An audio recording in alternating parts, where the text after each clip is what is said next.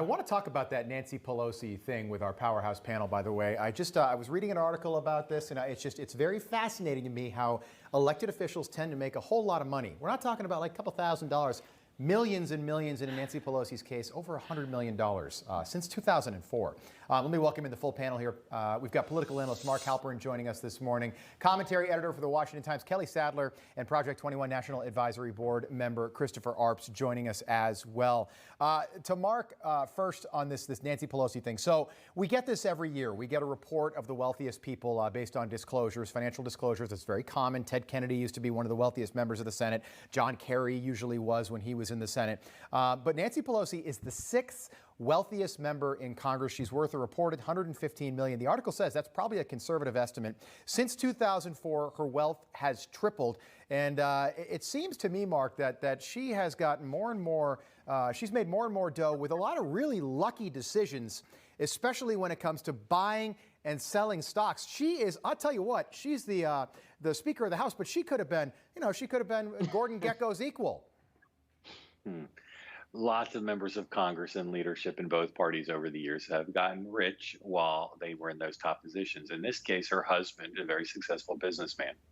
They're close. They're not a strange couple by any means. They're very close. And a lot of the money they've made have been in tech stocks, while she has been, of course, playing a key role as a California speaker in dealing with these tech companies. So nothing in that article alleges anything illegal.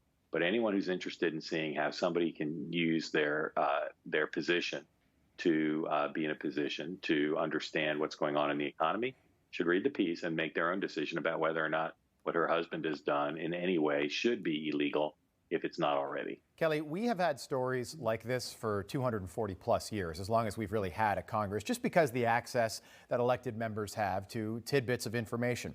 It's not illegal right now, and the article doesn't draw any conclusions either. However, should we start to re-examine some of these laws? Absolutely, but the people that need to re-examine some of these laws are the lawmakers themselves. It's Nancy Pelosi.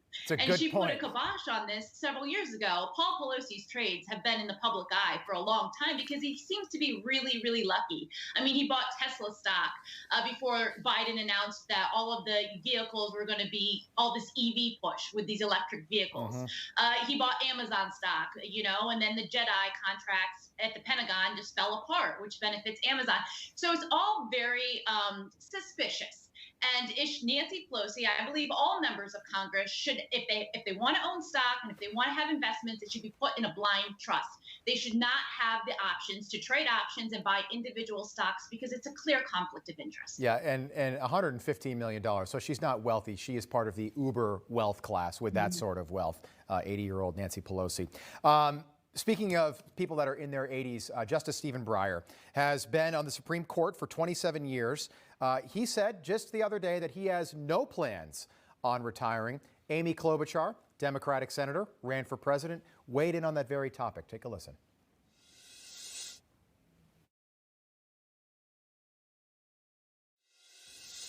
Well, that's it right there. She was totally speechless because we saw this with Ruth Bader Ginsburg when President Obama was in office. People said, geez, maybe she should retire. But I think there was some arrogance there now, and she has since passed away. And her seat has been filled by somebody who's more conservative on the bench, appointed by former President Donald Trump. But she did not think that Hillary Clinton would not be president in 2016, Chris. And the Supreme Court, if you're on the liberal side of the court, they paid for that. There's a 6-3 advantage now with conservatives of the 9 on the court. Your thoughts on what Justice Breyer should do between now and the end of Joe Biden's term, 2024? Well, I would love to see him stay there, and hopefully we have a Republican president in 2024, and then he retires, and then we can get somebody in there then. That's all I got, Rob. I think you remind me of Amy Klobuchar here, Chris. Mark, so he'll be Justice Breyer, by the way, and nobody's questioning his cognitive abilities. He's very much with it, still very active. He'll be 83 next month. If a Republican does win the Oval Office in 2024, he's going to be pushing 87 years old. There is no limit to how old you can be to be president or be on the Supreme Court. But is that something that they should look at?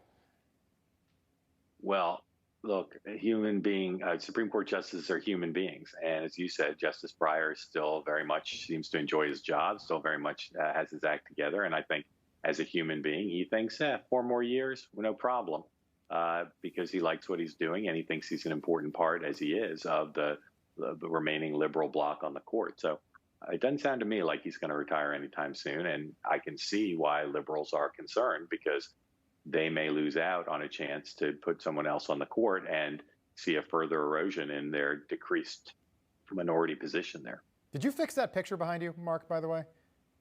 I really can't comment on that, Rob. That has to do with methods and sources. It looks less crooked to me, but I think it still looks crooked. All I can say is there's a pretty big gap between the 7 o'clock and the 8 o'clock, and that allows me to do all sorts of things. You get to get up and frolic around and correct picture frames. All right, there's so much to get through. I love Mondays because there's so much to sort of flesh out. Andrew Cuomo, governor of New York City.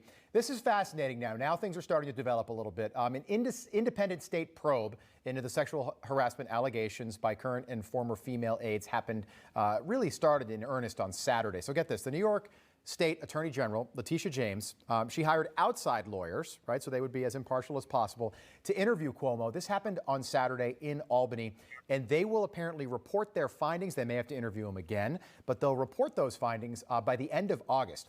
Couple things happening here. Letitia James could be running for governor in 2022 in the state of New York.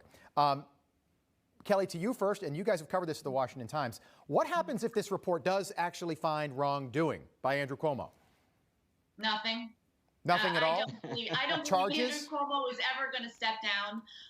He's got the political dynasty in New York. A lot of people in New York are upset with him and the way he handled the COVID with the nursing homes. He's got 8 women that are charging him of sexual harassment. He's denying everything, and he's just going to conduct business as usual. And unfortunately, I'm sorry, my family's from upstate New York. They want to see Cuomo gone, but no one suspects it's going to happen. All right, Mark, you're the New Yorker on the panel here. You think this report is, by the way, she made a point to say she hired outside attorneys, but if she's running for governor herself, I mean, isn't this report inherently going to be biased?